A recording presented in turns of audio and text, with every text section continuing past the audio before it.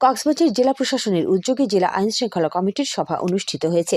আজ জেলা প্রশাসনের শহীদ এটিএম জাফর আলম সম্মেলন কক্ষে অনুষ্ঠিত সভায় সভাপতিত্ব করেন জেলা প্রশাসক মোহাম্মদ আব্দুল মান্নান। সভাপতির বক্তব্যে জেলা প্রশাসক বলেন, জেলার সার্বিক আইন শৃঙ্খলা পরিস্থিতি স্বাভাবিক রাখতে প্রশাসন তৎপর রয়েছে। পাশাপাশি পুলিশ, বিজিবি, র্যাব সহ অন্যান্য আইন প্রয়োগকারী সংস্থাও বিশেষভাবে সতর্ক অবস্থানে রয়েছে। এছাড়াও মাদকের বিরুদ্ধে জেলা প্রশাসন আইন শৃঙ্খলা বাহিনীর সোচ্চার জানিয়ে জেলা প্রশাসক বলেন, মাদক পাচার প্রতিরোধ ও নিয়ন্ত্রণে সাধারণ মানুষের সচেতনতা জরুরি।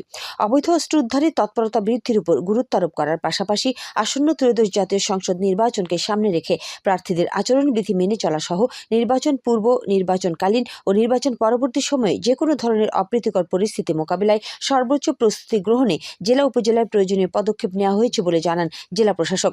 সভায় police super ANM Sajidur Rahman, civil surgeon doctor Mohammadul Haque, press club সভাপতি মাহবুবুর রহমান সহ সংশ্লিষ্টরা বক্তব্য রাখেন। এ সময় সরকারি বিভিন্ন দপ্তরের কর্মকর্তা, আইন শৃঙ্খলা বাহিনীর কর্মকর্তা সহ বিভিন্ন রাজনৈতিক নেতৃবৃন্দ উপস্থিত ছিলেন।